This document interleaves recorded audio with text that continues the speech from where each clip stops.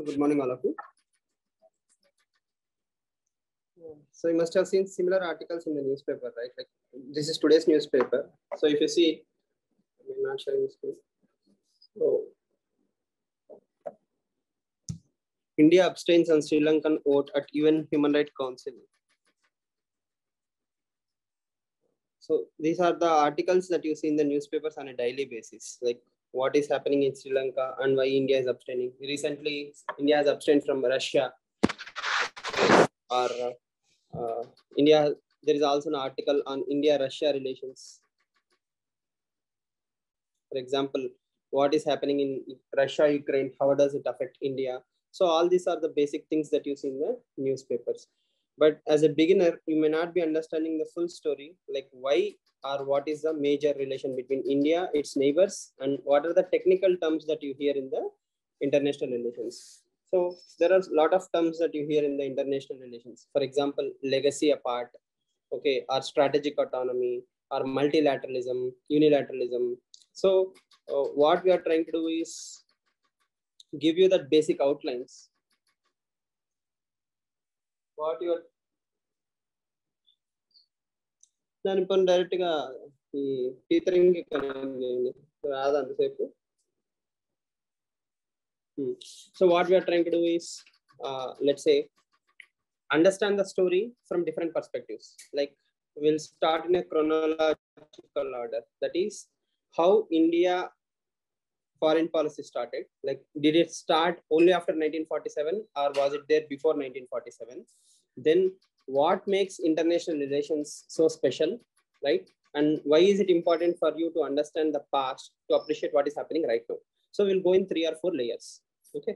So to understand international relations, there are certain prerequisites. One of the prerequisites is geography. Okay. You need to understand Indian geography nicely to appreciate international relations. Okay. Next, some technical jargon, like what is India's neighborhood, Indo-Pacific region, and other areas. So in the first few classes, we will try to understand how Indian foreign policy evolved. Only once you understand how Indian foreign policy is evolving, it is easy for you to appreciate the rest of the articles. Now, the first and most important thing, India. India is a subcontinent. Geographical point of view, India is a subcontinent, right? But how clear are we in understanding India's map? See, there are multiple maps of India. The most important thing is map released by Government of India. Okay, there is a map called as Political Map of India. So that is very, very important. Every other map you see may be distorted or it might represent reality, but not official version. So in diplomacy, you have to remember official version is more important than what is happening at the ground reality. Okay, so be very clear in understanding these things. For example, I will show you in the map. So this is how I want to proceed with various parameters. First of all, we'll discuss the story of how India's foreign policy originates, right? Then what is the meaning of emerging global order? Okay, so we are talking about India, and there is also a global order, and there is also terms like geopolitics, global geopolitics, geoeconomics. All these are technical terms. You need to understand the meaning of each and every term mentioned in this screen. Okay, only then you will appreciate the international relations.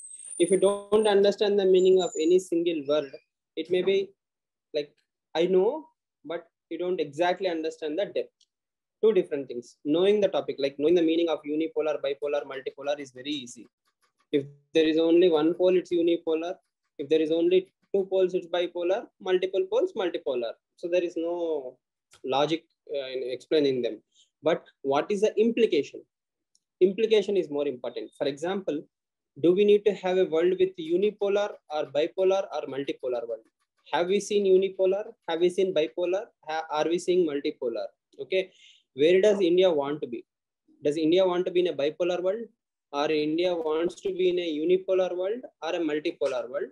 What are the advantages and disadvantages of each and every stage?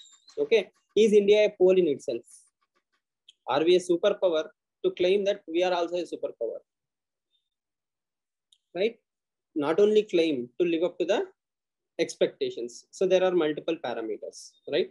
So the term foreign policy, first of all, before going into all these things, what is the meaning of the term policy? You must have heard so many policies, right? National education policy, family policy, health policy, foreign policy. So what is the meaning of the word policy? Set of rules and guidelines is a policy. Okay. Tell me some rules for foreign policy, like for foreign relations. What can be the rules and regulations? We should have a representative. Okay. What do policies do? What is difference between policy, rule, and regulation? Detailed documentation of decisions making based on history and future implications is policy. Okay. Policy, the way we look forward to make any new regulation set of guidelines must and should be fulfilled to proceed. Okay. So policy is more of a direction, whereas rules and regulations is a limitation. That is what we are trying to tell, right? Okay. Right. So all of you are on the same page, right? More or less. Policy is more of a vision document. Policy guides us on which path to walk. Okay. But within policy, we will have certain principles, certain value systems. So value systems, rules, regulations, integrity, there are a lot of things. And foreign policies are determined, as Rajini was mentioning, from historical point of view. Okay. Not only history, geography point of view, right? Then we will have our own limited resources point of view. India is a $3 trillion economy. So Indian economy is limited. Are we a $3 trillion economy from 1947? No. Okay. Even from 1947 onwards, we did not have the same size of economy. Now we are almost a $3 trillion economy. So our resources, our capacity, our needs and desires.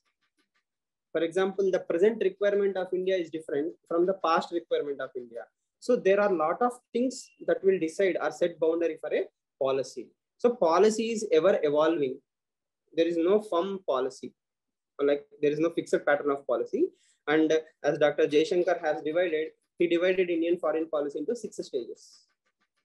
Okay, 6 stages of Indian foreign policy. We will see all these things over a period of time. Okay, because if a question comes, mostly the question will come from application point of view.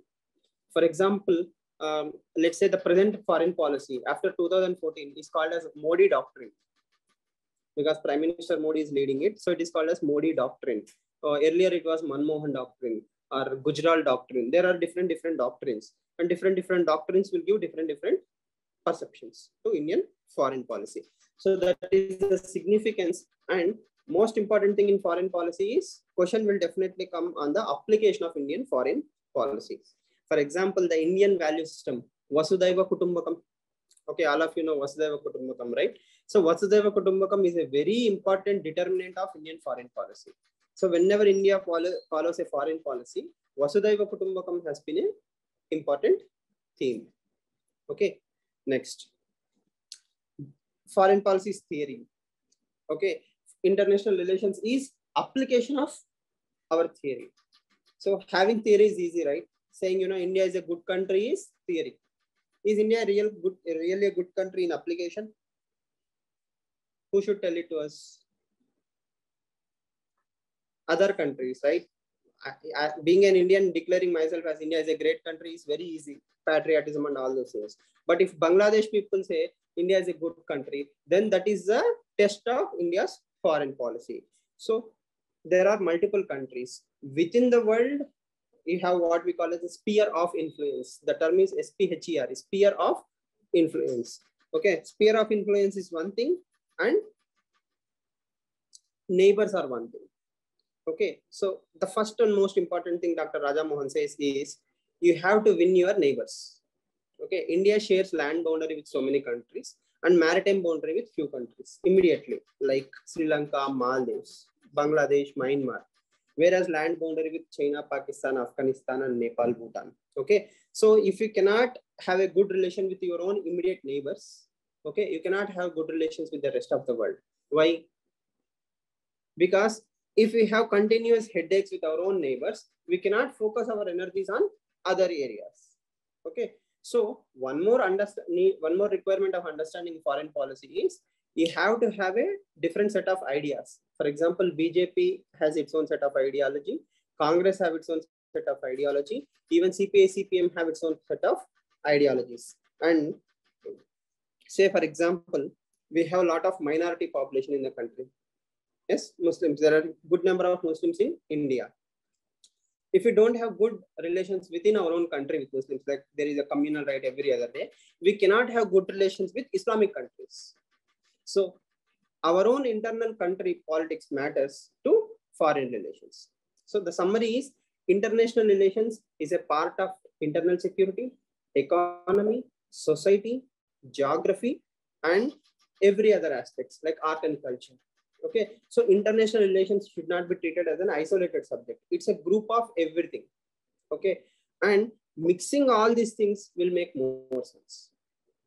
Okay, for example, trade, energy security, connectivity, roads, everything is interlinked.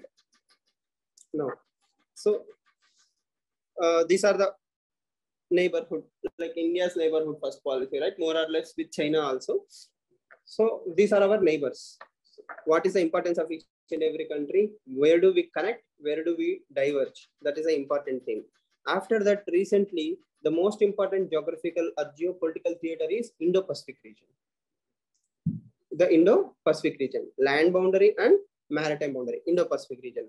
After Indo-Pacific region, we have major countries like China, USA, Russia, Japan, and Africa and EU are not countries, they are groupings, right? But we treat them as one country.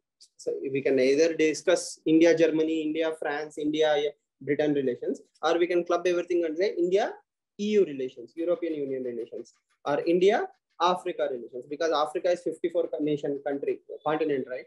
It's a continent, not a country.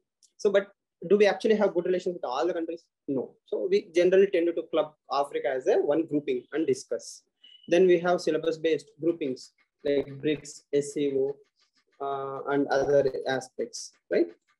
So this is what UPSC expects in your syllabus copy. First of all, UPSC expects the foreign policy, right? Then whatever bilateral, multilateral groupings that India have with other nations, that is also expected. Then comes the application part. Okay, and from last 4 or 5 years, UPSC is asking only the most latest things. Okay, most latest things. That means what is happening right now, not what happened 20 years ago, 30 years ago. In today's world, within Indo-Pacific, if there is something new, what is India trying to do about it? Okay, next. So before going into the maps and all those things, I want you to understand some simple concepts. Okay, first understand this question very importantly. See, all of you know this India, right? And we have China. Okay, so the only question I want you to write in your international relations or discussion is this: is India foreign policy its own foreign policy or independent foreign policy, or is India reacting to China?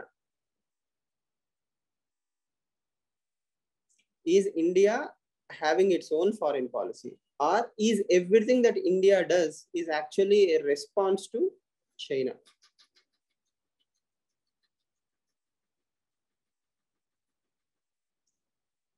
Right? So there are certain parameters that you need to understand. As I have mentioned, the basic parameters are who are, see, this is just simple summary of India's foreign policy, right? The major story is always this country. Okay, one is China, the other one is USA. Either this relation is discussed or this discussion is discussed in most of the topics. Okay, the guest actors will be Russia. Okay, but every time you discuss any international relation whatsoever, either this fellow will be there or this fellow will be there. Right? For example, if we discuss India's neighbors, we will always discuss in the context of China. If we discuss maritime security, that means Indo-Pacific region, again it will be USA, right?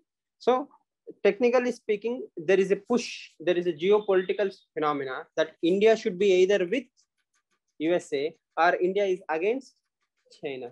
But in reality, we want to have our own space. That space is called as strategic autonomy. Okay, that space is called as strategic autonomy. So the first term that you need to understand in international relations is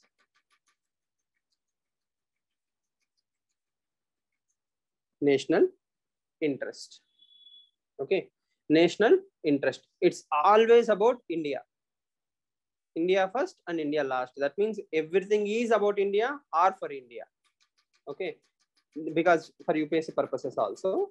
So foreign policy is all about national interest. So if I join hands with USA tomorrow to get a drone, that is national interest. Why? I need national security. Okay, if I buy S-400 missiles from Russia, that is again for national interest. If I help Sri Lanka, that is again because of national interest plus my ethos, Vasudhaiva Kutumbakam. So everything is about national interest. That means putting my own interest first is called as national interest. But doing it for my own welfare and not for anybody else, that ability to do things is strategic autonomy. Okay. In simple terms, strategic autonomy can be the ability to align with the different countries based on interests. Okay. Strategic autonomy means the ability to align with different countries based on my own interest. Okay, right now, let's say I needed aeroplanes, I will align with France. Okay, I needed drones, I will align with Israel. I need, let's say, irrigation technology, again Israel. I need something else. For example, I need more money from UAE.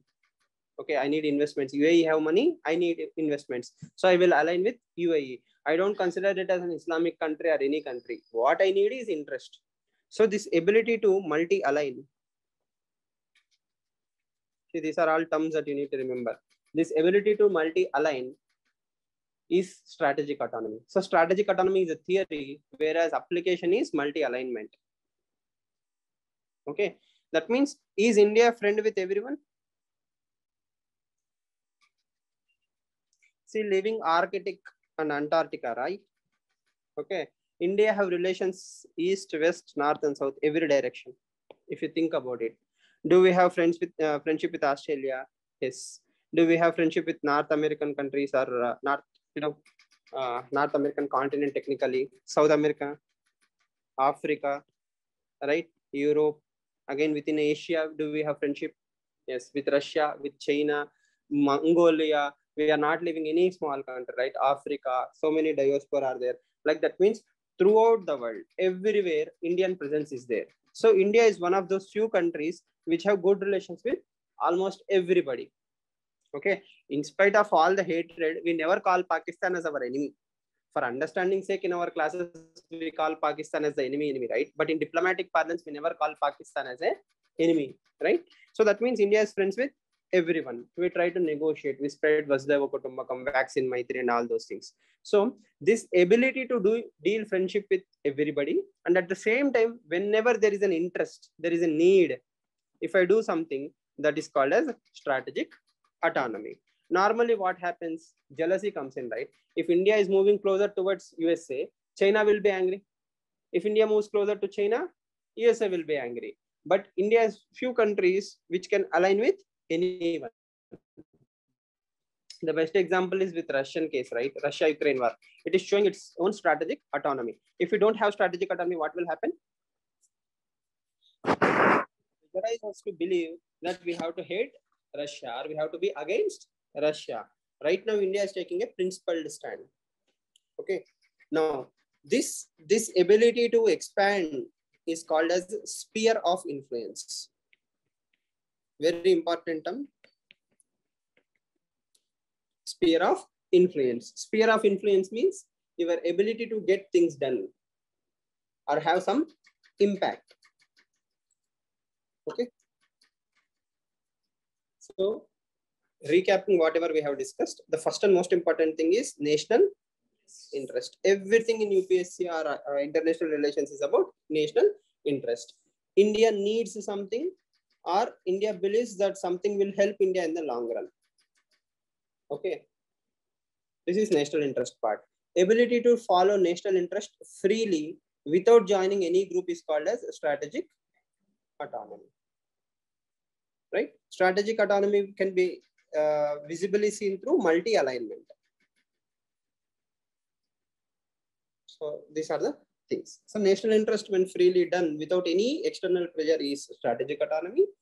And strategic autonomy in practice is multi-alignment. So right now we are in this stage of India's foreign policy. Multi-alignment. Okay. You must have all heard about a term called as NAM. Non-aligned movement. Okay. During 1960s, 70s, we had this foreign policy of non-alignment. Non-alignment now has slowly evolved into strategic autonomy, which is nothing but multi-alignment. Right now, as of in 2022, India is practicing this foreign policy.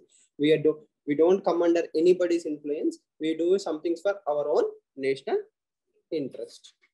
So that is one important term that you have to understand. Okay. Now, having said that, we'll go back to our chat. So first understand the geography of India, then you will understand the complications very easily. So as you can clearly see on the board, this is what India is at the grassroots level. That means at reality. In reality, this is what India is. Okay. The part in the yellow is Gilgit-Baltistan, that is taken away by Pakistan. Okay. The part on the right hand side is called as Aksai Chin, that is taken away by China. Then you have Siachen Glacier, and you have the Ladakh area and Jammu and Kashmir area. Okay. So out of all this territory, a lot of land has been taken away by Pakistan and China. Right? You can see LOC, right? The blue line. The blue line is LOC. Whereas Gilgit-Baltistan and Aksai Chin. The reason you need to understand this is because if you can see on the top of Gilgit-Baltistan, there is this Durand line, red color line. Yes, Durand line. Okay. So the Durand line is a part to India. This part. Okay. So technically, India and Afghanistan are neighbors. If you see the Durand line, India and Afghanistan are officially neighbors. We have a land boundary with Afghanistan. But in reality, do we have access to Afghanistan?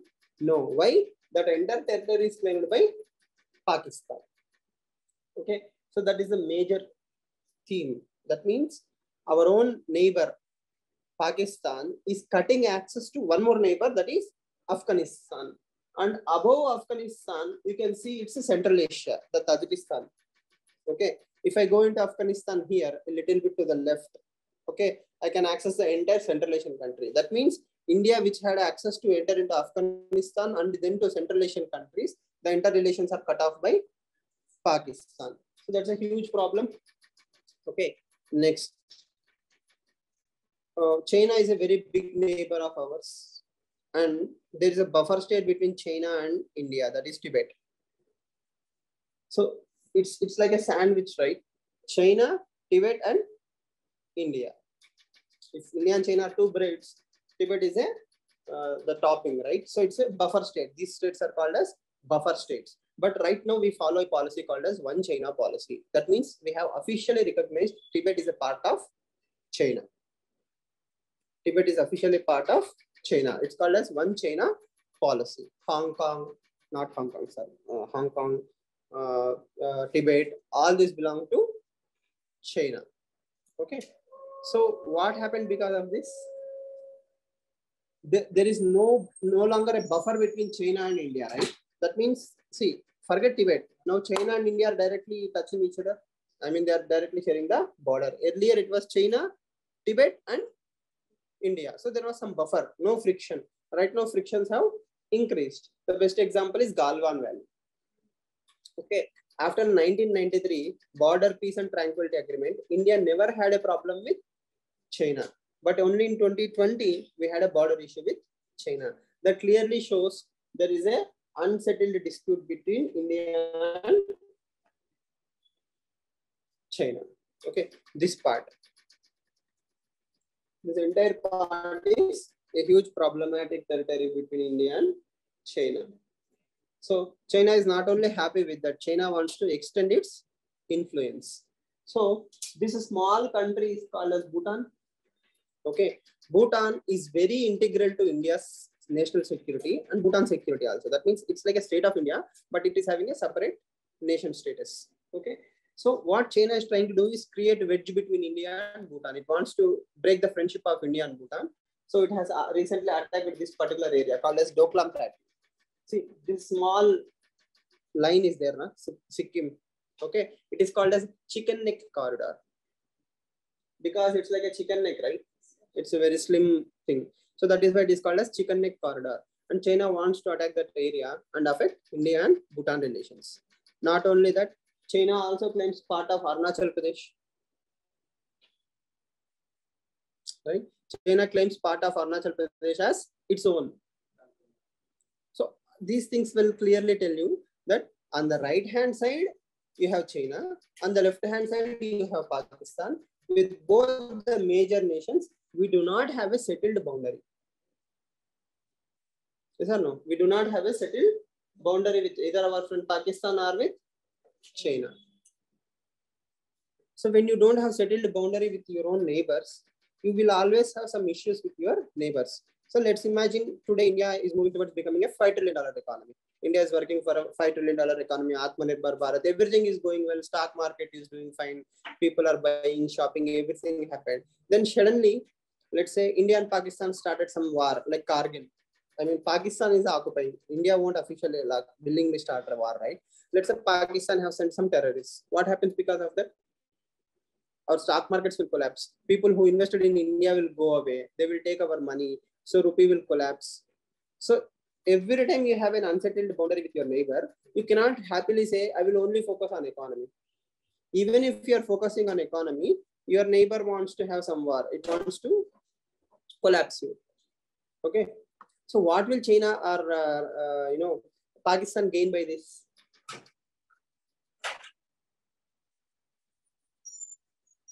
Now understand the sizes of economy. What is India's economy size? $3 trillion economy. What is the size of Pakistan economy?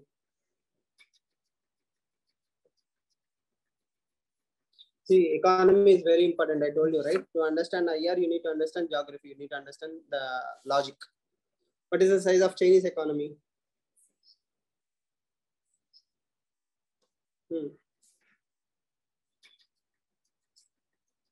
Let's say India is around $3 trillion economy. Pakistan is $300 billion economy. $300 billion economy. Whereas China is around 15 to 16 trillion dollar economy. Okay, so India is 3, China is 16.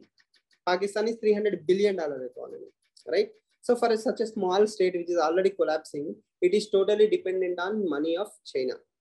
Okay, so China is giving around 50 to 60 billion dollars towards Pakistan. So China have that kind of money, it can give $60 billion just like that to Pakistan. So Pakistan is technically under the total influence of China. So what do Pakistan have to lose? Nothing. It's already collapsing. Nobody is investing money in that except America and China. If America stops giving more money, it is totally dependent on China. So if China wants to control India, indirectly can ask Pakistan to send some troops, attack India. Pakistan will not lose anything, but India will lose a lot of money. And that is also a happy thing for China.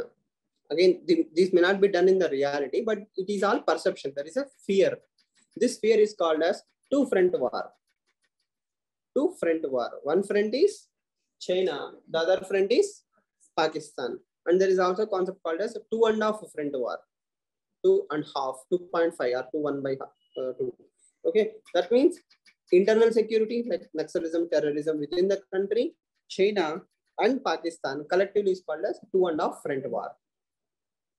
So the summary of this map is Whenever there is a question about India-China relations, you can literally reproduce this map, right? So we have issues with Arunachal Pradesh, Sikkim, Himachal Pradesh, Uttarakhand area, Ladakh region, and all the way till Siachen Glacier. Okay, so the eastern part, north and eastern part of entire India is under stress from China. Okay, it may not attack us, but the fear that it will attack us is more important. Okay, the logic being, China is laying roads into Nepal, into Bhutan, into Myanmar, all the way till Bangladesh. That means China is making friends with all our immediate neighbors. China is developing roads, railways, borders. After Galwan incident, China started developing helipads in Ladakh region, I mean the Aksai Chin region and all these things. So that clearly shows that China is here to stay. Every day you may not see war, but the constant pressure on India that China is putting is very important. On the other hand side, Pakistan is happy to keep Kashmir burning. Okay, so that is how international relations work. Okay, now this is one more map to understand India-Kashmir relations, India-Pakistan relations, right? When you see Kashmir or Jammu and Kashmir in the news, or Jammu and Kashmir is having terror issues, most of the times the names you see is Kupwara and Baramulla, which are on the top left corner. Kupwara and Baramulla, this region, right? So, if someone says Jammu and Kashmir is having issues, technically they are talking only about this region. Okay, the rest of the Kashmir is not even in our hands right now. At the grassroots level, you cannot go to Aksai Chin, you cannot go to Gilgit-Baltistan, you do not have access to Pak-occupied Kashmir. The only thing is in the blue color. Okay, whereas Ladakh is peaceful, this part is Jammu, this part is Kashmir. Only one part of India, Jammu and Kashmir, is having a. So recently, Mr. Amit Shah went to Jammu and Kashmir, right? He made a statement. After 75 years of independence, we have around 1 crore or 2 crore number of tourists visiting Kashmir. So that clearly shows how much Pakistan is hurting India till now. Okay. This is official map of India. Do you notice any difference between the earlier map and this map?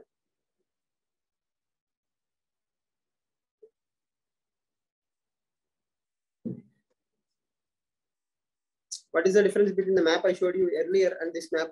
This is official map of India. Why can't we disagree with the one China policy to resolve all China's disputes? Yes, again, I will explain you in the due course of time, but simple logic is people who live in glass houses should not throw stones at others. That means if you start poking at Tibet, China will also start poking on Kashmir issue. So we will never settle that issue. So this is official map. So according to India, the entire Gilgit-Baltistan, Aksai Chin, the Saskam Valley, Siachen Glacier, officially Siachen Glacier is with India only. The entire part belongs to Ladakh. So everything, every disputed territory that we right now have can be put under one label, that is Ladakh. Union territory, Ladakh is having all these regions. So is India having a direct neighborhood with Afghanistan? Yes, according to official map, India and Afghanistan are friends. What about Gilgit? Gilgit-Baltistan? Where is Gilgit-Baltistan? In Ladakh only, right? So this part, the other part is Aksai Chin, this part is Gilgit. Okay. So, Gilgit and Baltistan. Okay. So this is a difference. In grassroots level, this is how it is. But officially, this is how we see. Right? Okay, be very clear. This is what you have to support. This is what you should discuss. So if you open Google Maps or any internationally published maps right now available in the world, most of them will show this map.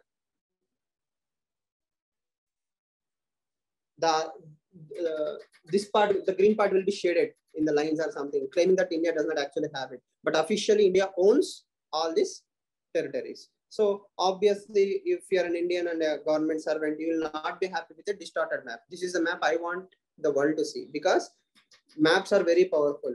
50 years from now, people will actually start believing that all these territories do not belong to India. That is a very sad state of affairs. Technically, we have given hope on reclaiming all those lost territories. Okay. Now, here is one more sad story. The size of the land that is lost. You can understand, right? So demography wise also, if you see, Kashmir is dominated by Muslims, whereas Jammu is dominated by Hindu population and Ladakh is mix of everything. Okay. So Ladakh is also Kargil area. You can see that we have lost more territory than we have gained. Or we retained, right? Like Gilgit is bigger than Ladakh itself. Okay. So we have a huge amount of area that has been occupied by China and top occupied Kashmir also. Yes. This is a sad state of affairs.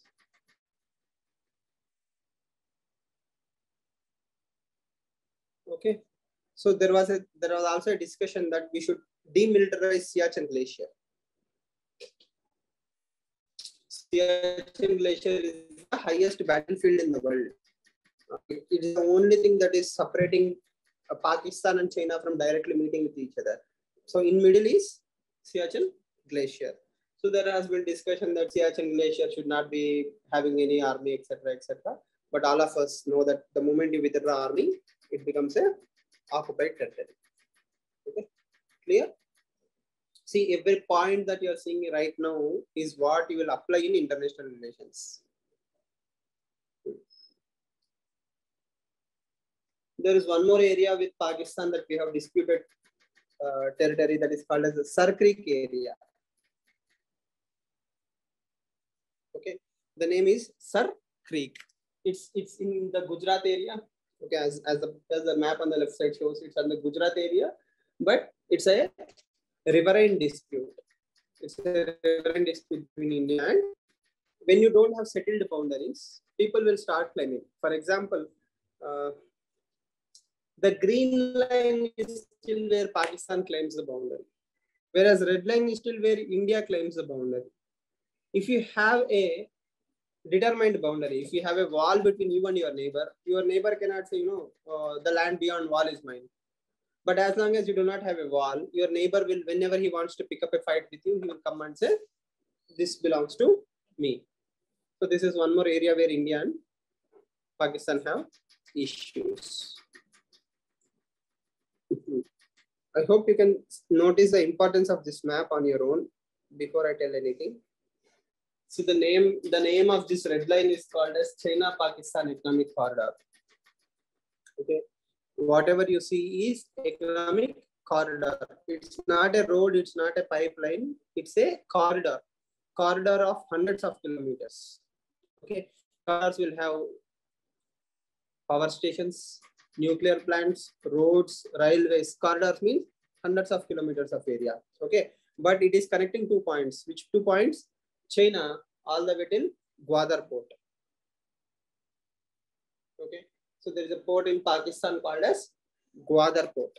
Okay, in the bottom. On the top you have China. Okay, so from China all the way till Gwadar, which is in Pakistan, China and Pakistan are constructing an economic corridor. But what is the major obvious thing? It passes through, yes, Gilgit. Okay, the problem is it belongs to who? India.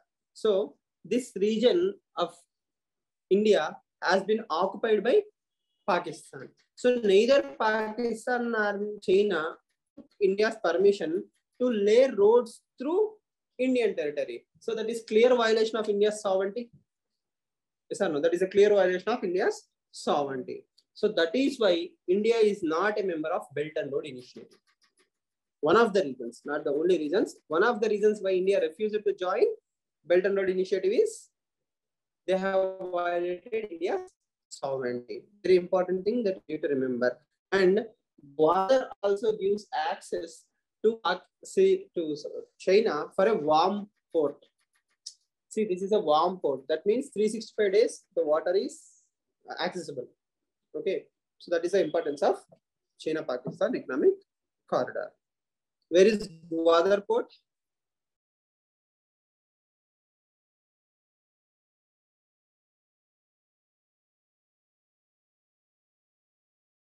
In the map, if you have to mark Gwadar Port, where will you mark Gwadar Port? Let's see above map, right? Just see the two maps. Okay, so Gwadar is in Pakistan, right? Just beside Gwadar is Chabahar. Just beside Gwadar is Iran. Chabahar is in Iran, whereas Gwadar is in Pakistan. So the geography is India, Pakistan, Iran. Okay. The reason you need to understand this is if you take India, Pakistan, Afghanistan, and Iran, this geographical part is fixed in your mind. And second thing, we could have directly accessed what? Afghanistan, right? But why are we not able to access Pakistan, Afghanistan directly? Pak and Kashmir is there. So that is why we are forced to come all the way to Chabahar and then go into Afghanistan. So it's like we are roaming, right? Instead of going straightly, we are roaming and going to Afghanistan. Very important thing. No? Clear? So you'll slowly understand all these things. And one more thing you need to remember is why Gwadar is important for Pakistan, China. As I said, Strait of Hormuz, Bandar Abbas. This part, Bandar Abbas is there, right? That is one of the most important strategic choke points in the world. There is a term called as a choke point. There are 4 strategic choke points in the world, at least in Indo-Pacific region. Strait of Hormuz is one of the most important choke points. The advantage is from Gwadar, you can directly go into Strait of Hormuz and then into what? The West Asia, Central Asian countries or Europe. Okay, so Strait of Hormuz is a very important point where oil comes from. Okay, so if Strait of Hormuz is blocked, oil energy security will be severely affected. Okay.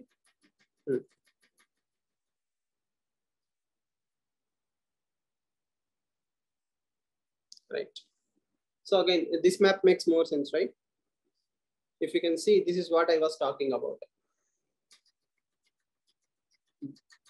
So because Pakistan is blocking our access to Afghanistan, we are forced to go all the way to Iran and then into Afghanistan or elsewhere. But if we had access to Afghanistan, we would have had access to entire Central Asian region. So that is why Afghanistan is geostrategically, geopolitically a very, very important land. Okay, whoever controls Afghanistan can control the entire Hindu Kush area, the entire gamut. Okay, so that is why Britishers, Americans, Russians, everybody tried to dominate Afghanistan. If you see into the history of India also, most of these people came from the northwest province, so the same Iran, Afghanistan region. So it used to be a very, very important point. And until 70 years ago, the entire thing that you see in the map technically belonged to India or was dominated from India. India was the center of the Britishers, and they used to dominate whatever you see on the map using India, whether it's the eastern side, or the Central Asia, or Afghanistan, Pakistan. Pakistan was our own land, right? Technically speaking, India was Pakistan also. So that was the advantage. Okay. Now, if you see the one more blue line, this blue line is an important trade route. Okay. Suez Canal and all those things come into the picture in the blue line. So to go into Europe, Central Asia, see these countries above, besides China and above Afghanistan, is called as Central Asian region. European regions, you know, yes, this Saudi Arabia and all this part are called as West Asia. Okay. Technically important terms: West Asia, Central Asia, Europe, and South Asian countries. This is one more concept called as Belt and Road Initiative. You might have heard about it, Belt and Road Initiative. Okay, so technically, this is how China is trying to dominate the world. Whatever the maps, whatever the things that you see on the map, like railway, road, sea lanes, whatever it is, in every way possible. See, you can see the index on the top, right? Economic belt, economic corridor, maritime silk road, port, rail, oil pipe, gas line, every way China is trying to expand its tentacles. Okay, if China is an octopus, okay, it has its tentacles all over the world. So all the way till Europe, it has already have a good reach. Maritime, it has a good reach. Roads, it have a good reach. The Central Central Asia, it have a good reach. So this is a huge advantage of China. The problem is India is one of the major countries which have not joined Belt and Road Initiative. Why? India's sovereignty has been violated by China-Pakistan economic corridor. Yes. So why am I showing you maps on day one? Because the more we discuss in theory in IR, you need to have the pictorial memory. At least you should know where Afghanistan is map-wise. Then it becomes easy. If you see this map, it comes to internal security and neighborhood first policy also. There are two things. One is golden crescent, the other one is golden triangle. These two are on the right hand and left hand side of India. They are major drug hubs in the world. They are the major drug hubs in the world. Like for example, Iran, Afghanistan and Pakistan is a major drug trade hub. Okay, whereas Myanmar, Thailand and Laos are the golden triangle. So when you have two neighbors which are very famous for drugs, what will happen? When you are in between two drug hubs in the world, automatically there is a chance that drugs will come into India. So in the northeast part, you have a threat from Myanmar. If Afghanistan is having a lot of drugs, that money will also come into India. Okay, that is a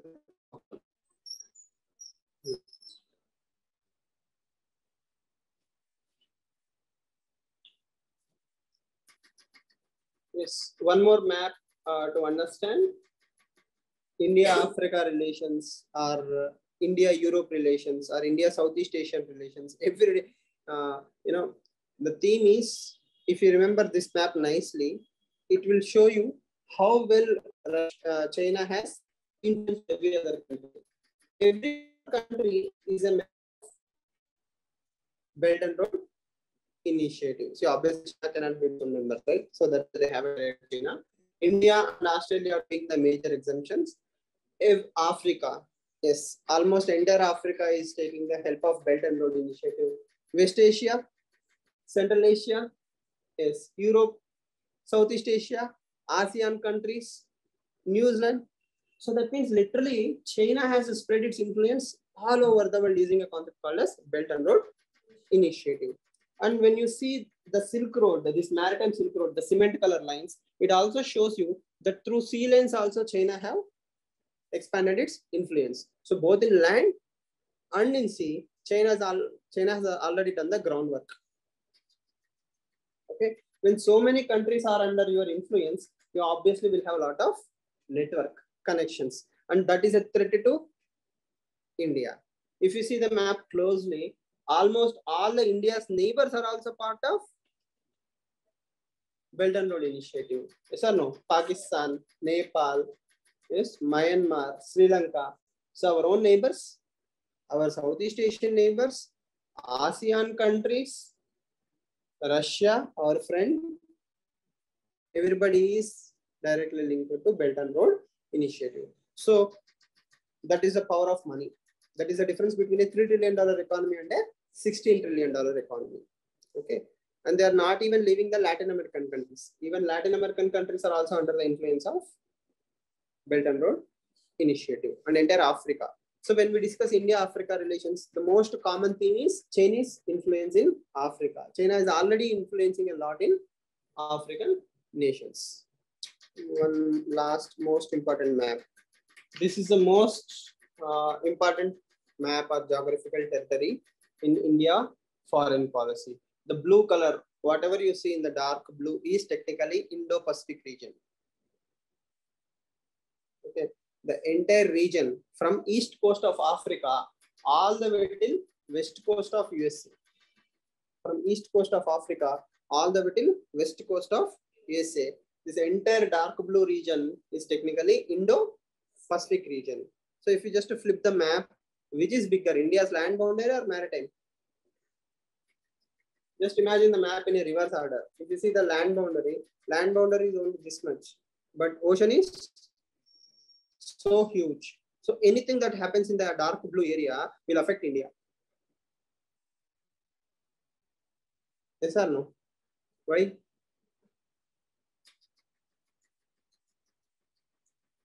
Why will it affect India?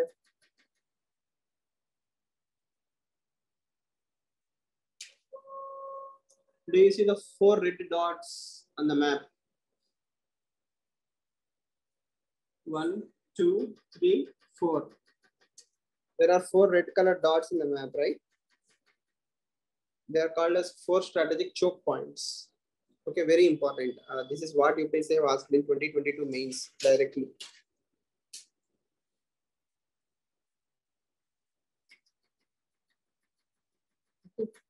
So why should we be discussing about Indo-Pacific region, or what is the importance of strategic choke points?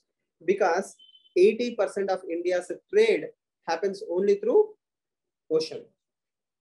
If a country's 80% of trade is happening through ocean, and if that ocean is affected, then obviously India's trade will be severely affected, right? And you must have heard something about Quad. Yes, Quad. Quad applies to Indian Ocean. AUKUS, UK, US, AUKUS, Australia, UK, US, that is again ocean. IPEF, Indo-Pacific Economic Framework, that is again ocean. Sri Lanka relations, ocean. So blue economy, ocean. The next $1 trillion economies will come to India through blue economy, that is again through ocean. So maritime security is very, very important, right? Not only India's security, but Indo-Pacific region represents around 60% of global GDP. Okay, so if Indo-Pacific region is unsettled, global GDP will collapse. Automatically, Indian GDP will also collapse. So that is the importance of Indo-Pacific region. Okay, and most importantly for India's energy security.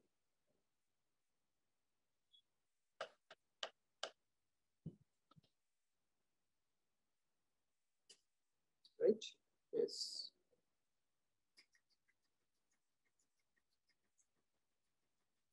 Where is South China Sea?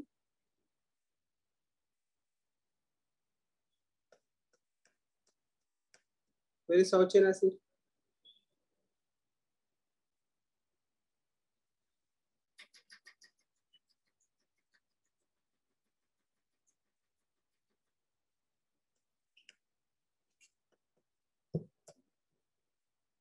Where is Taiwan? Around South China Sea. Where is Taiwan? Sorry? Indonesia, Malaysia. So Indonesia is here.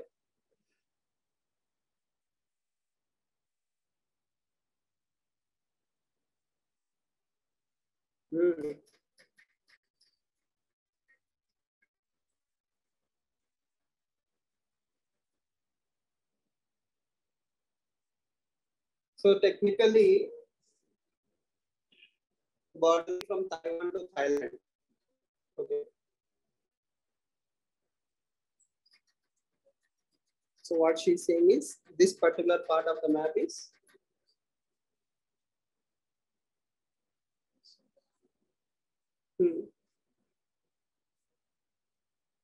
okay. So what you see this part of the map, like Philippines. Yes. So below Taiwan, technically the Taiwan region. The concept here is South China Sea is very, very strategically important for China. Okay. And China's energy security pass through Strait of Malacca. Strait of Malacca. So that is why Strait of Malacca is very, very important for whom? China. It is a very important strategic choke point. Okay. And you will also hear something called as 9-dash line in context of Philippines only. So Philippines is special economic zones. So see, again, as I said, maps are very important. There is a concept called as India is exporting missiles to Philippines. India has recently exported BrahMos missiles to Philippines. So when you read that, you need to get your map in your brain. Like, where is Philippines? Where is India? Why is India helping Philippines? Okay. Or if you think about it, Quad. Where is Australia? Where is Japan? Where is USA? Where is India? Why are they collaborating? Okay. And there is a concept called as AUKUS. Australia, UK, US. It's a nuclear deal between Australia, UK, and US. So Australia will have nuclear submarines. Okay. Why will Australia have nuclear submarines, and how will it give India its maritime security? So for all these things to make sense in the long run, when you discuss the theory, you need to remember the map. So Australia is like a straight way to South China Sea, right? Like, if Australia has influence, it can control the entire box. So literally, it is like putting China in a box, or Chinese maritime security in a box. And you have Japan, you have USA. They are friends. Japan and USA are friends. Australia and India are friends. India and Japan are friends. So in between China, it has two enemies. That is Japan and India. Between these two countries, the middle is China. And recently, Taiwan was in the issue in the news, right? So Taiwan is a small island separate from China. But technically, Taiwan also comes under one China policy. So India has officially recognized Taiwan as part of China, but USA says otherwise. So that is also a point of issue between India and USA, or India and China for that matter. So for all these purposes, please remember this map very nicely. Whenever you get time, please keep mugging up the map. Map helps a lot. Okay.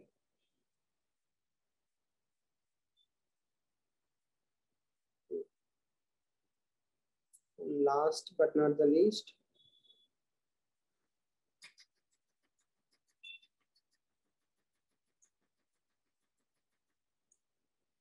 so this is how China is trying to circle India. This is called as a string of pearls. String of pearls. So basically, it's a very simple concept. It's not official. There is no official acceptance of all these things. The thing is, on all the sides, China wants to box India. If you think about it, from Bangladesh, Sri Lanka, Gwadar, again CPEC, and the other hand side China, all the four sides of India, China has its own influence, right? So from Myanmar to Sri Lanka, one red line. From Sri Lanka to Gwadar, one red line. From Gwadar to again Pakistan, CPEC. So on all the four sides of India, China is having its own influence. Does that make sense? Yes or no? Anyhow, China is there on the right hand side. Left hand side, Pakistan is there. Two lines. Here, two lines. Totally, India is boxed. This boxing is called as string of pearls. PARLs, pearls, right? It's not official. We also have a counter to string of pearls, necklace of diamonds, and all those things. But these are all just imaginations, or not official, but they are there. There is no official doctrine. Like China does not officially say I have a string of pearls. It says we have constructed a port in Sri Lanka for development, for trade, not for military purposes. But common sense. If I have a road, I can send a lorry with goods. I can also send army. If I have a port, I can send a ship. I can send a submarine also. So already China is having a lot of influence in these regions. Okay.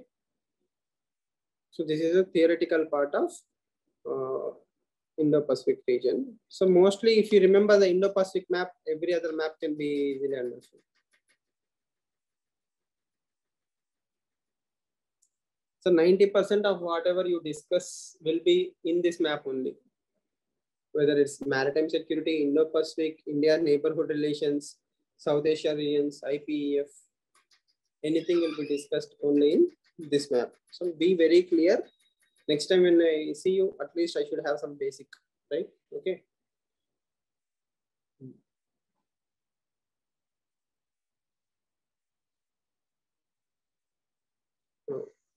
What are the prerequisites for foreign policy that I have said? Like, what do you need to understand foreign policy? Geography is one very important thing. Next is history. Yes. After history, economy. Okay, money speaks louder than anything else. Why money? First of all, if you do you see Israel on the map? Is Israel on the map? Where is Israel?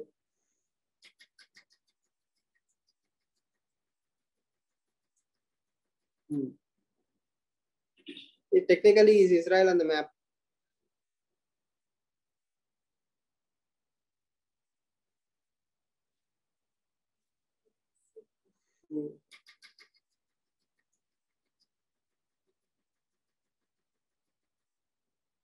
Yes, yes, it's in the map. Where? Border. Where is Mediterranean Sea? Which one? Between Turkey and Egypt is Mediterranean Sea. So besides Syria, there is a small strip of land, right?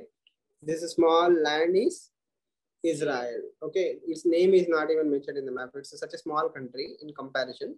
Okay, but we have a very important relation with that country also, right? That means everything that you see will have an implication, right? What happens when India and Israel join hands? We have a concept called as I2U2.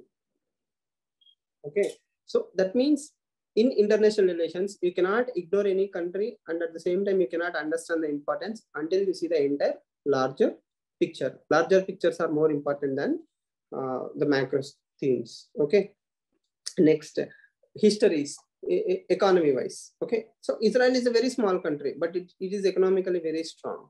Now, Russia is a huge country, right? If you see the map, Russia is a huge country, a very vast country. Yes. Now the sizes of economy. What is the size of economy of Russia?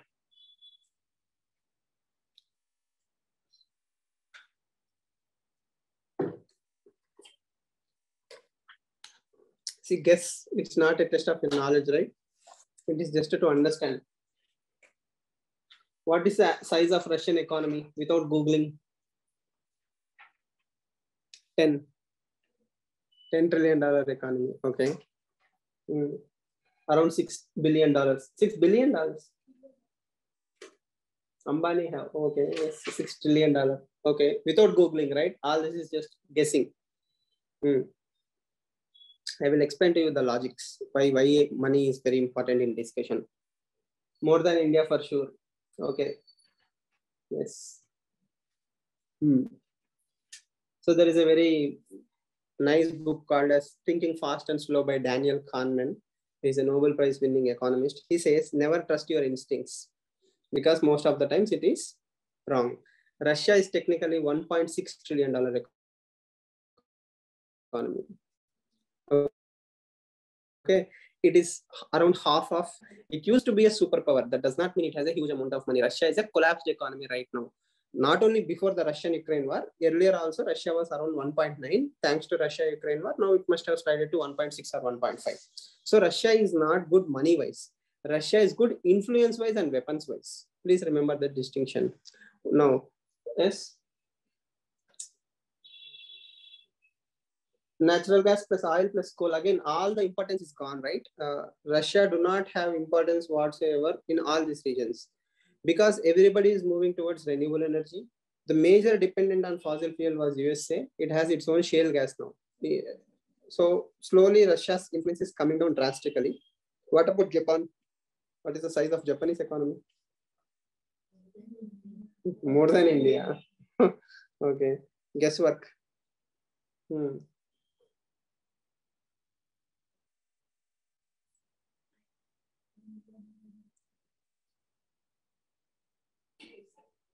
Sorry?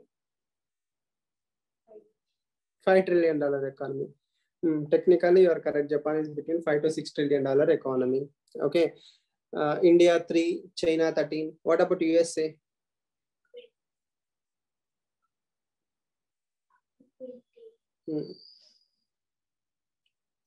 So again, technically it's around 20 plus 20, 21, 22. So there is always a subjective argument. The concept is 2016 average approximately.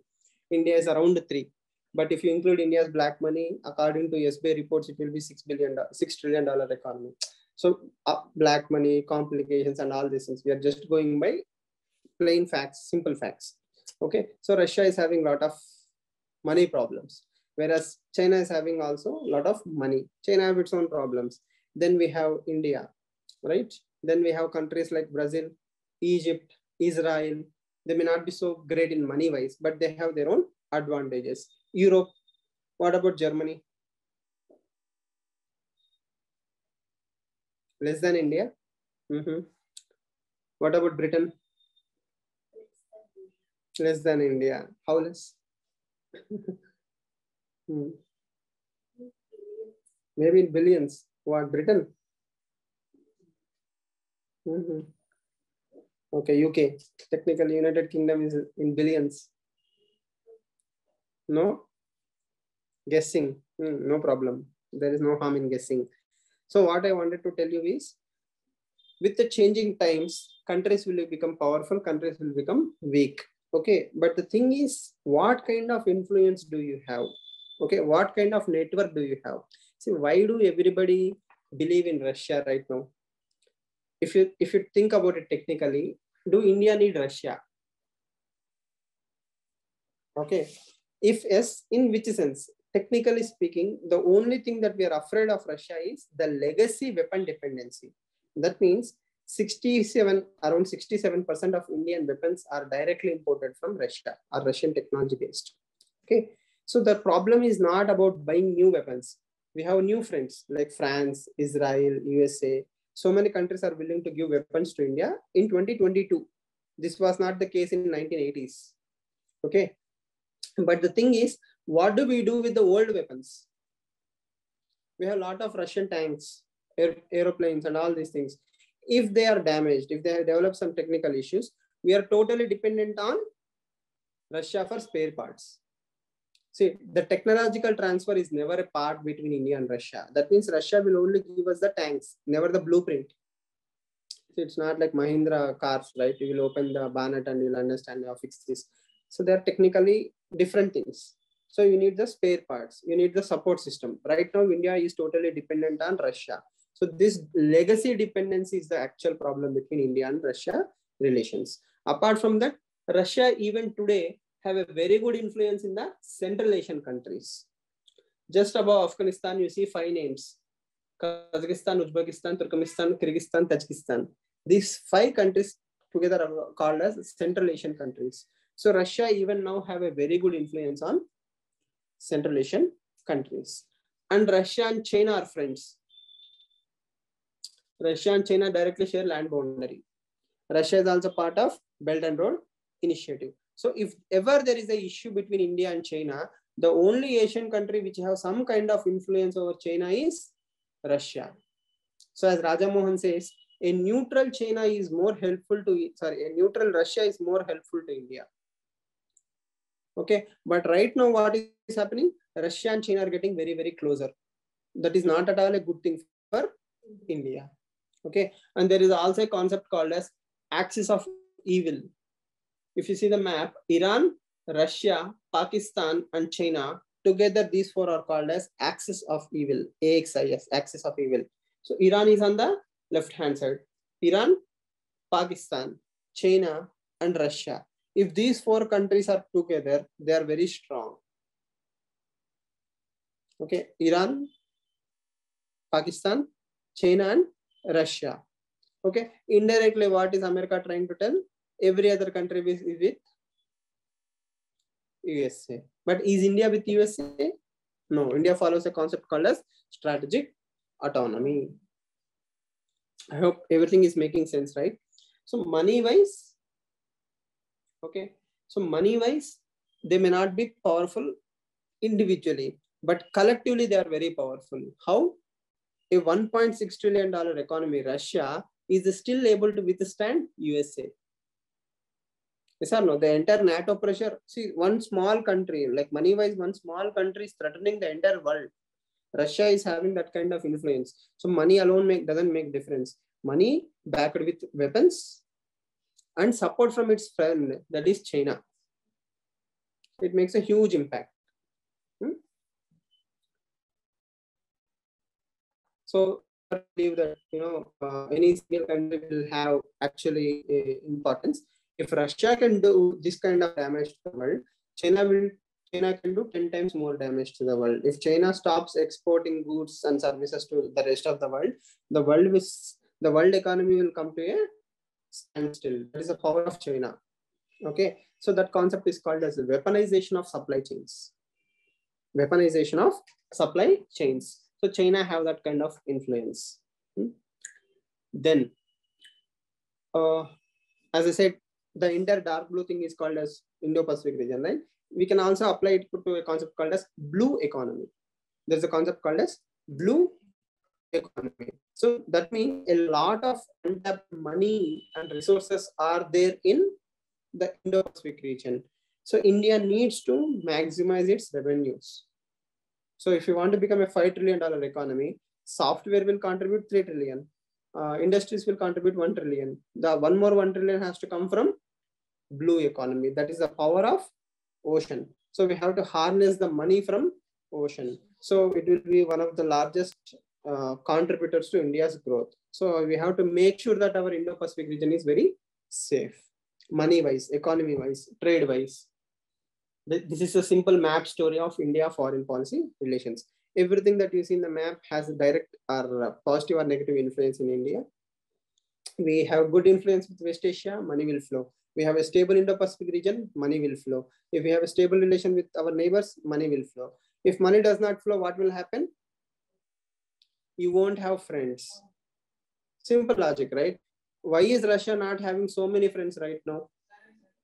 It has less economy and its future is coming down. Why? Sooner than later, 5 years down the line, nobody will need fossil fuels.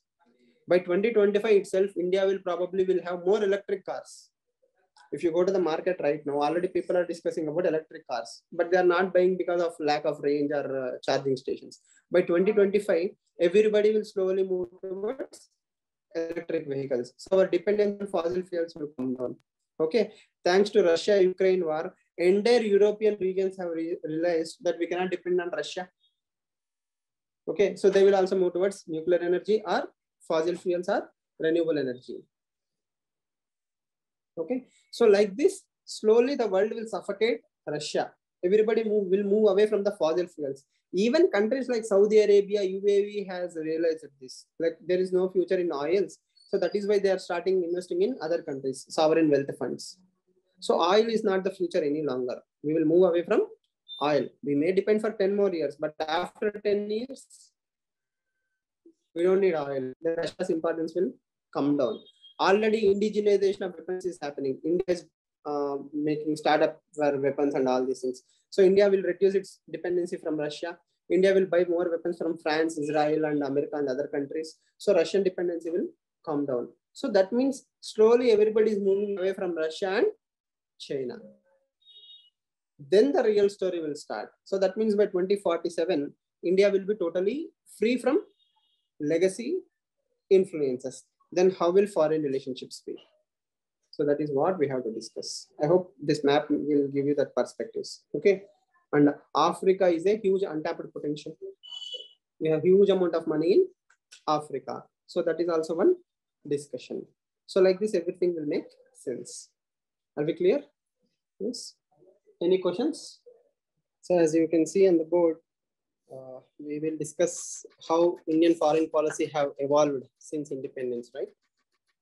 And again, please remember, international relations, ethics, essay, these things do not happen in one day. They will take time. I mean, you will slowly evolve into the understanding. That means first few days, spend good time on understanding the theory. Once you understand the theory, after that, everything else is application. Okay. And the beauty of IR is once you understand the nuts and bolts, like the theory part, same theory repeats everywhere. Okay. So as I have mentioned in the beginning of the class itself, Dr. Jaishankar have divided this evolution of Indian foreign policy into 6 stages. Okay, so we'll just see the headings of the 6 stages and we'll try to understand them. The first one is era of optimistic non-alignment.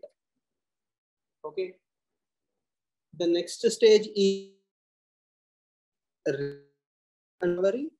The third stage is regional assertion, and then comes the fourth stage, that is strategic autonomy, then balancing power, and now whatever we are right now in 2014 is the sixth phase. Technically, we can call this the sixth phase as multi-alignment. Okay, or again expansion of strategic autonomy. So whatever we are seeing after 2014, especially after the second elections of Prime Minister Modi, Indian foreign policy have become more assertive, right? So please be very clear in understanding the definitions.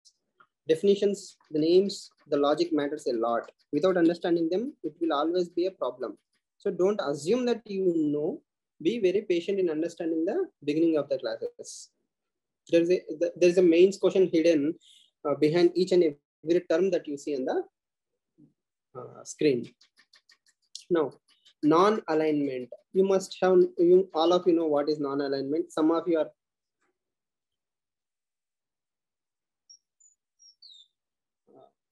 so the first stage is non-alignment, right? So what is non-alignment? Your PSI or optional, right? Yes. So all of you are experts in IR. No? What is non-alignment?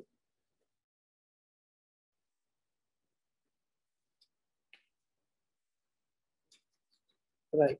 So what can be the main questions? First of all, is non-alignment dead? Is non-alignment relevant for 2022? Is non-alignment relevant for present day India? So these are the main questions. Is non-alignment dead? That means have you given up on non-alignment? Is non-alignment relevant? If so, how? Okay. And what is the importance of non-alignment today? Should we be non-aligned? Is it possible in today's world to be non-aligned? Aligned means what? To make friendship with someone, right? To align with someone. Okay. Do we align with someone? Okay. If we align, in what sense? Are we joining a group? Okay. Or are we joining a idea? Okay. Alignments were earlier based on ideologies. For example, in 1942 to 1962 or 1940 till 1990, the world had what we call as a bipolar world. That means there are two superpowers. Which two superpowers? Either it's USA or USSR. So either I belong to USA or USSR, or I belong to USSR and I don't belong to USA. So either you are with me or against me, right? So right now in 2022, if I align with someone, let's say USSR has been replaced with China. So if I say I'm closer to China, am I saying that I'm very far from USA? Or can I maintain friendship with both USA and USSR at the same time? Okay. Next, what is the purpose of non-alignment? As you can see the timeline in 1946, that means just then India got independence. So from 1946 to 62, the first stage is non-alignment. We just became independent, free from colonial rule. We didn't want to join any one group, right? So back then, we didn't have power groups. We only had two groups, that is USA or USSR. So either of the groups, India have chosen something called as a middle path. That middle path is non-aligned movement, non-allied. So not with him or with this person. That was the stage of India. Okay. And one common mistake that we see in today's world is judge the past from present day perspective. Yes or no? The most common mistake is judge the past from present day perspective. That means in 2022, seeing $3 trillion economy where everybody is a software engineer. Okay. It's easy for India to blame what? The world. In 1947, only 0.3% of Indian population was graduates. Just imagine, in 1947, when we became independent, only 0.3% of Indians were graduates. Today, everybody is a postgraduate. So we have moved hugely, right? So you should not judge 1947 from 2022 perspective. So blaming Nehru or blaming Indira Gandhi or blaming Prime Minister Modi himself is very easy. But understanding what they have to go through is a whole different scenario. So 1947 India is totally different. We chose non-alignment. Then we woke up after 1962. What happened in 1962? See what is there beside, below that we can discuss again tomorrow also. But macro themes. In 1962, what happened? India-China war happened. So from 1947 till 1961, we believed that India and China can be friends. We thought actually that India and China are very similar. They are like brothers. Why? Both of us are huge countries with huge population, historically civilized countries. We had good relations. Both of us were colonized by the same ruler. Both of us were suppressed by the same ruler. We had a lot of similarities than differences. Okay, so in 1947, people actually believed that India and China can be friends. Okay, how true were they? Technically speaking, in 1990s, like liberalization time, Chinese economy was, let's say, $390 billion. $390 billion. Okay, India was around $320 billion. So the prediction wise, actually, it was very true. From 1940s to 1970, India and China were very, very similar. Okay, money wise, power wise, influence wise, probably China had a nuclear weapon much earlier than India. But apart from that, we were very similar. So it was not a foolish belief to believe that India and China can be one thing. But after 1990s, 1980s, what China have done, have taken China to a $16 trillion economy, whereas India stayed back what? A $3 trillion economy, right? So in 1962, when China attacked India, that is when we realized that both of us cannot be good friends. They have their own agenda. Okay, that is realism and recovery. Okay, after the recovery part, we had one more thing called as regional assertion. So in 1962, we faced a defeat. In 1971, we faced one of our sweetest victories. What is 1971 victory? Kargil war happened in 1971. 1999, right? Kargil is 1999. In 1971, liberation of Bangladesh. Okay. In 1971, we created Bangladesh. Okay. So that is when we started focusing on our neighbors. Right? So that is the story. You have to remember the post-independence consolidation part also. As I said, IR is not only about one country. It's mix of everything. So what happened in 1991? In 1991, two things have happened. One is LPG reforms, then collapse of USSR.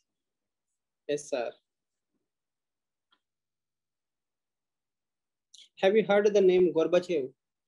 When? He died recently. Who is Gorbachev? Ex-president of Russia or USSR. So why is he famous for?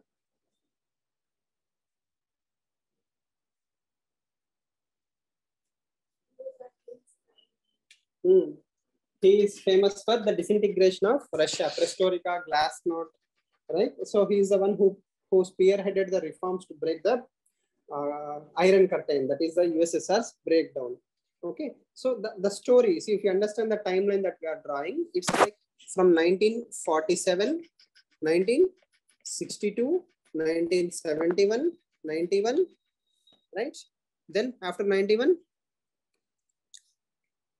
say technically 98 also. Then we have 2014. 2014, then we also again have 2019, the present elections, right?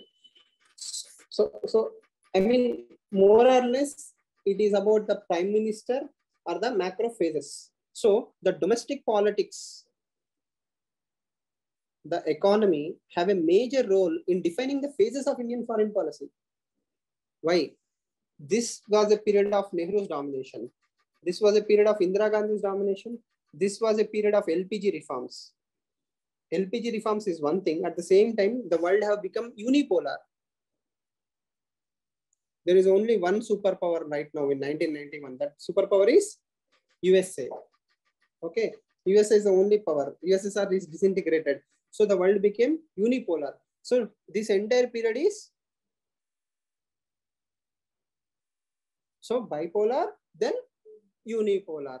Again, from 91 to 2014, we are technically having a unipolar world. So 91 to 2014, we more or less had unipolar world. From 2014 onwards, we have multipolar. Okay, see, this is not perfect classification, but logically speaking, right now the world is in bipolar world. The world is in bipolar. Now the issue is between USA and China. Okay, so depending on the external factors or India's own domestic politics, Indian foreign policy is divided. Okay, external factors means, for example, if tomorrow USA and China are fighting, that will definitely affect India. How will India be free from strategic autonomy? We have to choose sides or on the reason. Okay, right now, let's say we are choosing strategic autonomy. We are not blaming Russia. Nobody is blaming Russia, right? Russia, we are saying that Russia should stop the war, but we are not actually doing anything to stop the war. But if Russia does something bad, like drop a nuclear weapon on Ukraine, don't you think India will be forced to take a stand? We want to be friends with Russia, but if Russia is doing something like a nuclear weapon, why will India be neutral? India have to take a side. Then automatically India and USA will come closer, whereas Russia and China will become closer. So did India plan that? No. India was forced to take a stand. Okay. In 1991 reforms also, did India choose it willingly? No, it was forced. We had a balance of payment crisis. We had to go for liberalization, privatization, globalization. We had to open our economy. In 2014, what happened?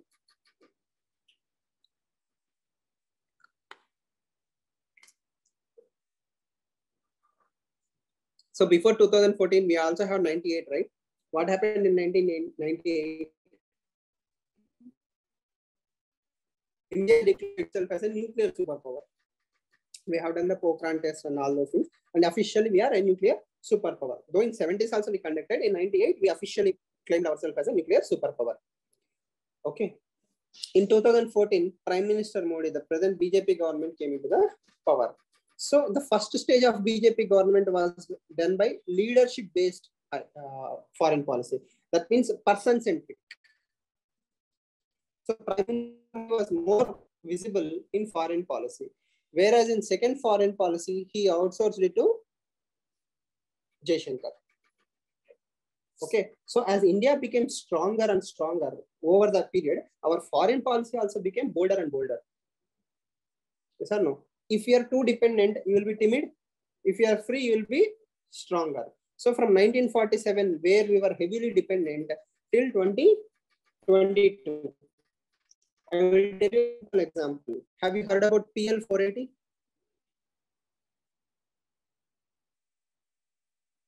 No? In 1947, when India became independent, we didn't have enough food grains. So we begged USA for food grains. So through ships, USA have sent food grains to India, wheat and all those things, public law 480. So that means USA, we were literally begging the world for food in what? 1947, not our own choice. Colonial masters have damaged India for 200 years. Okay. In 2022, India is choosing whether to export wheat or not. Understand the difference India is in, right? In 1947, India was begging from the rest of the world that please give us wheat. Okay. In 2022, when India decided to stop the exporting of wheat, the world came saying that, Russia-Ukraine war is happening. We need wheat. Please give us wheat. So that is a transition of India from a totally dependent country to a exporting country. That is the amount of influence that India have. Okay. Not only that, when Russia-Ukraine war is happening, everybody said if Putin listens to someone, that someone will be PM Modi. That means India have that kind of relations with Russia and other countries that India can technically stop this war. That is the power of India. So don't you think that we have evolved? Yes or no? From 1947, total dependent. When China came and beat us, in the 1962 war, did the same thing happen in Galwan? No. China is afraid to totally attack India because we may not win the war, but we will cause severe damage to China. So China is not willing to go for a war with India. That is the strength of India. Okay, so this evolution of India as a story is also the evolution of India's foreign policy. The story of Indian economy is also story of India's foreign policy. Let's imagine a common concept.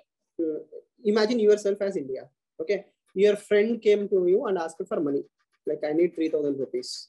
If you give the 3,000 rupees, your friendship will be good.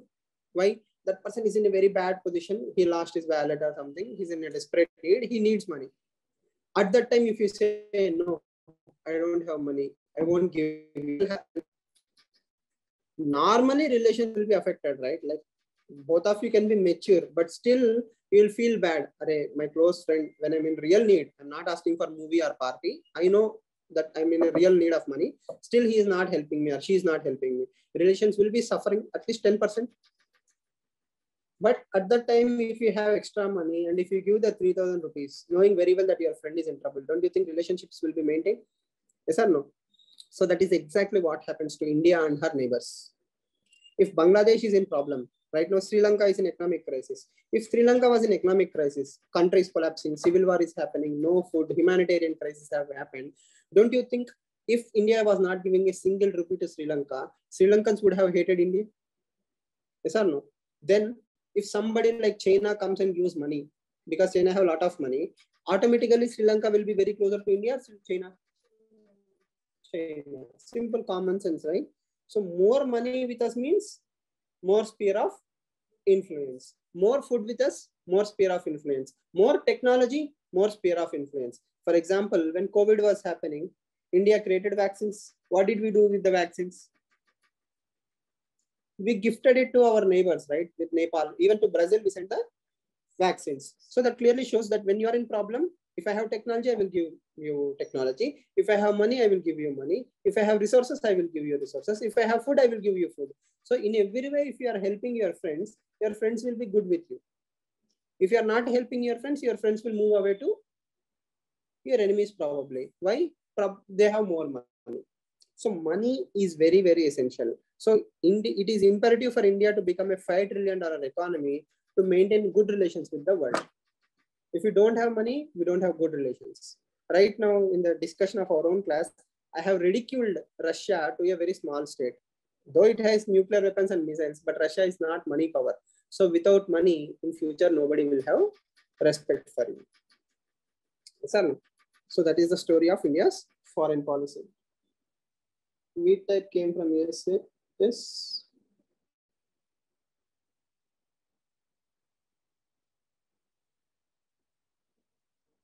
Sorry.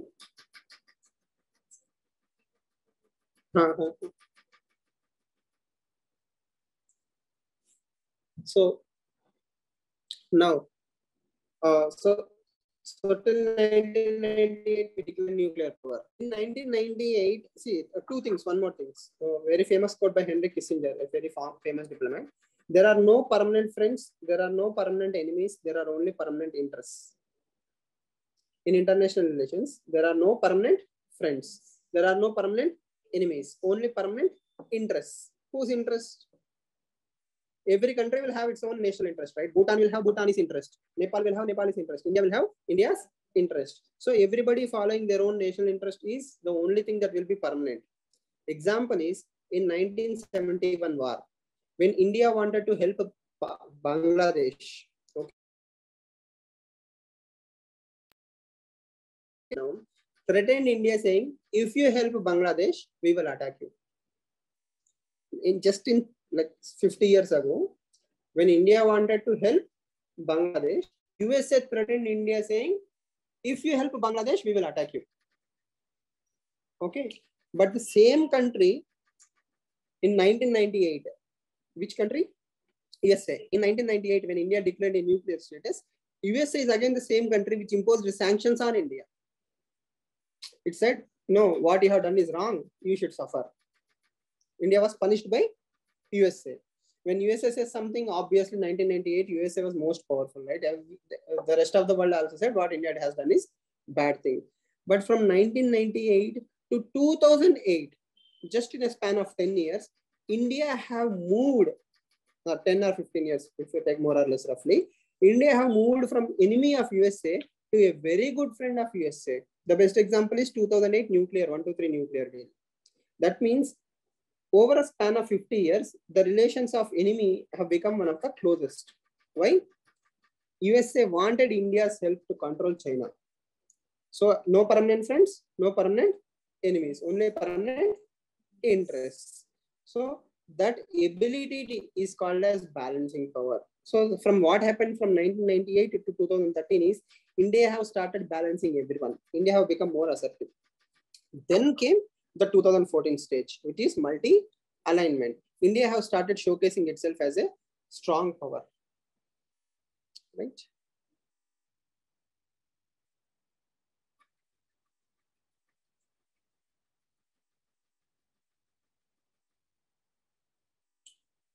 Okay. So today's India is more powerful, more strong, more independent. It has a voice. Okay. Lucky we also have good money. Not enough money, but decent amount of money. How do we know that? See, from 2014, what is happening? India is having a multi-alignment approach. I have repeatedly told you what is multi-alignment. Then we also are working for a free and inclusive Indo-Pacific region. So the map, the blue color map. So for that entire region, we are working, and we are also collaborating with other countries. Okay. Then we are balancing with different countries like BRICS, RICS, J. Take about it. Who are we balancing? Are we balancing Russia? Are we balancing USA? Are we balancing Europe? Are we balancing West Asia? Are we balancing South Asia? Yes. Are we balancing China? Australia? So many different groups. Still, India is friends with everyone. That ability to balance is a very rare thing. Yes or no? See, in the context of Europe, you don't call it as balance. Europe is totally dependent on USA. They have something called as NATO. Yes or no? North Atlantic Treaty Organization. So everybody knows that these two people are very close with each other. At the same time, everybody knows these two countries are very closer to each other. But where will you place India? Everybody thinks USA, India is closer to USA, but at the same time, we are not closer to USA. We have our own strategic autonomy. So that is the luxury of India. We may be biased, we might be bending towards USA, but we didn't totally move towards USA. We always go with what? The most important line is issue-based cooperation. What India chooses is issue-based cooperation. Okay, if I have worked with USA, I will be closer with USA. If I am angry on USA, I will blame USA. Recently, what happened? USA gave F-16 aircrafts to Pakistan. Jaishankar very smartly have criticized the USA. But if you are in a camp, that means if India and US are in a camp, do you think India could have criticized USA? No. So that is the power of strategic autonomy. Okay. So that ability to balance is very, very important. Now, what is the difference between a hard power and a soft power? Have you heard of these terms? No? Hard power? Power, you know, right? What is the meaning of power?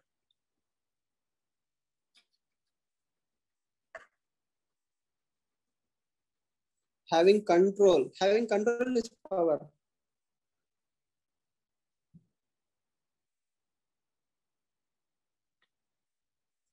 What is general understanding of power? Power is the strength. Okay. Do you have power? You have power for?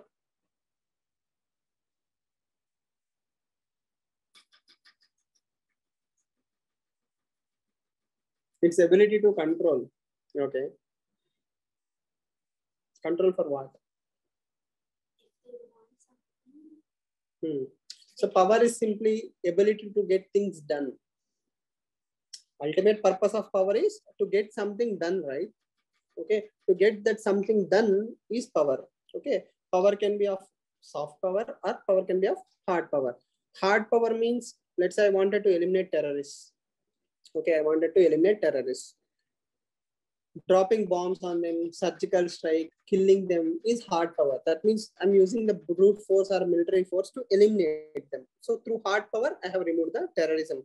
Okay, soft power means winning the hearts and minds. For example, like let's say terrorists are terrorists because they feel there is some injustice. So I have removed that injustice. So I have converted my enemy into my friend. So this ability is soft power.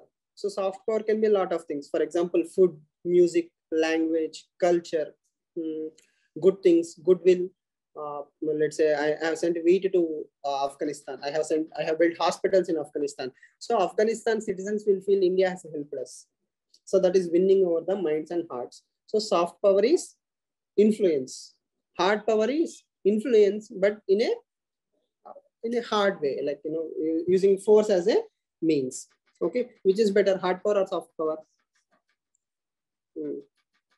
It's what we call as hybrid, right? Mix. Right now, what we are focusing is mix of hard power and soft power. Only soft power will not work on all the places. Only hard power will not work at all the places. The mix, the delicate mix is more important. We have to give the benefit of doubt first. When they are not listening, then as Chanakya says, the Dandaniti has to be applied. Okay, so Dandaniti comes last, which is not the first option. Did we give choice to Pakistan to change? Yes, we have given a lot of soft power opportunities for Pakistan. We gave it every opportunity to change. Still, if it is not changing, then we have done something called a surgical strike. Okay, so we are also cooperating on military. So this ability of India right now is soft power and hard power. India is very famous for its soft power. Recently, only we have taken the assertive stand of hard power. Clear? Okay. So this is a very, very important line. I encourage you to read it and understand it. If you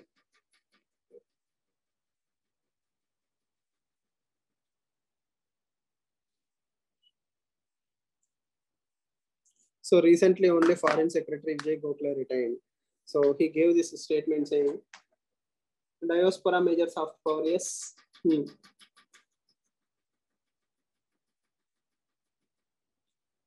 So if a foreign secretary of India is saying this statement, that means India's official foreign policy, more or less. Okay. So what did he say? India has moved from a non-aligned past. India is today a aligned state. What are we aligned to? We are not aligned with the nations. We are aligned with interests. There is a difference. So there can be a lot of things, right? Issues means a lot of things. Issues can be about defense. Issues can be about food security. Issues can be about energy security. Issues can be about long-term peace. Issues can be internal security, right? Issues can be about money. Issues can be trade. Issues can be about welfare, human rights, etc. Right now, what is happening in Iran, right? Human rights. Okay. For example, emerging technology. Okay. Then global issues like climate change, terrorism, pandemics. Okay. So there are so many things. I mean, we are not confined to just safety, right? We are concerned, like let's say communication. We need quantum technology, or we need rare earth metals. We need energy. We need exports. We can collaborate on, let's say, maritime security or blue economy, right? Terrorism is a global problem, right? Climate change is a global problem. A sea level rise, that is a global problem. Pandemic, yes. Refugees, that is again also about welfare, human rights. Refugees. What happens in Myanmar will affect India. Yes or no? Where are Rohingyas coming from? Rohingyas are Myanmari population, right? Myanmari citizens. They are coming to India. So how is the problem of one country becoming problem of another country? Because we are a globally connected world. Okay. Swine flu. It started in Mexico. It reached India.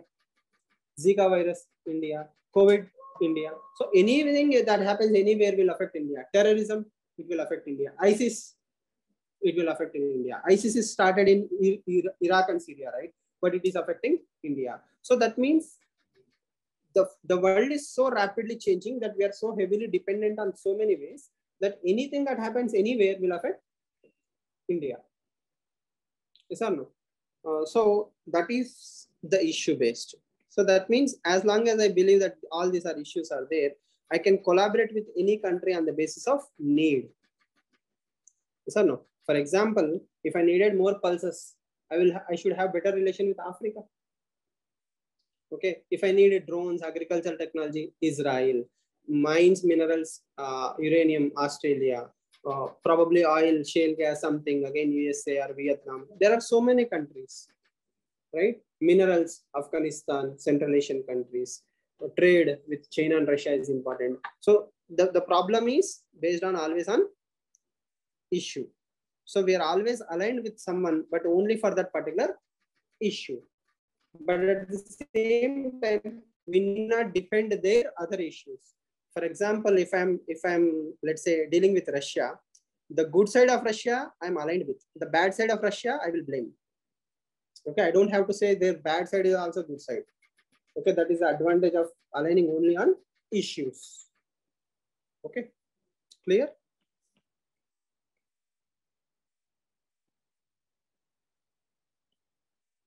So remember these terminologies: non-aligned, strategic autonomy, issue-based alignment. I told you, right, what is strategic autonomy, balancing of powers. So if you understand these things, it's easy for you to understand the rest of the document. So what I will do is I will share this in the group. You just read the 6 stages and the points below the 6 stages. If you understand or if you don't understand any of the 6 stages, we will discuss tomorrow. Because if I overload you with all the information, you will be confused in the day one. That is not the purpose of the class, right? By the end of the classes, you should be happy with IR, not feel burdened with IR. Okay.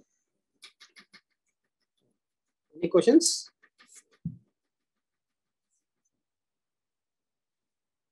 Can we also say that because of lack of other options, we are doing only multi-alignment? Lack of other options as in?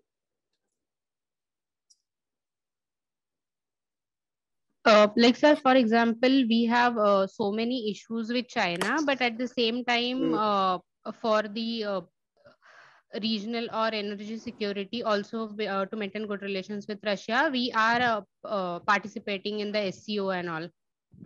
If we have any better alternatives that we can do without participating with China, we will go for that. Say, for example, see, why let's say BIMSTEC or SARC, okay, or BRICS. If you go by practice, none of these institutions actually helped India, right? But India wants to project it as a global leader. That is why we are participating rather than with expectation of something. Can we see in those lines? See, we don't have any issue with any one country. We have some problems with each and every country. So instead of seeing India from next 10 years down the line, think about India from next 50 years point of view. So if you increase the timeline for India, in next 50 years, India will be a very powerful country. Probably India will be one of those few countries with a $10 trillion economy, right? So we will beat Japan. We will beat probably every other country except USA and China. So by default, we are the next natural successor of superpowers, right? So for that, we are investing from now onwards. We can think also in those lines. See, Japan have its own geographical limitations. Japan have old population, limited size of economy. It does not have any scope for expansion, right? Russia is collapsing onto itself. Brazil do not have that kind of influence like India. The population size. India will be the largest population in the world, and we have very good relations with almost every country. So the inevitable logical conclusion is India will slowly overcome UK, Japan, and every other country and become a strong, powerful nation. And rich gets rich. I mean, the saying goes, right? Like the rich will get richer, poor will become poorer. So if India is becoming a $3 to $5 trillion economy, from 5 to 10, we will naturally progress because everybody will come and invest in India, right? So I believe that the long-term investment is India is a good friend to every country. Unlike any other superpower, India will be that first kind of superpower where it has come there naturally, right? So the advantages. The smartness of USA is also the same thing. Okay, then we'll continue the discussion tomorrow. I will share the PDF. Just go through the 6 stages, nothing more. We'll keep it simple. And also there is one more article in today's Hindu regarding is India a bind or its relation with Russia. Okay, read this article and try to find out any keywords that you see in this article. Okay, anything important? What are the things that you understood? We will discuss. We'll start with this article tomorrow, so that I will understand what you understood by that article, what you missed, then how the 6 stages will actually fit, or what are the keywords that are supposed to be there. Okay, we will do this. Please read this article without fail and this PDF. Okay. Yeah. See you all tomorrow then.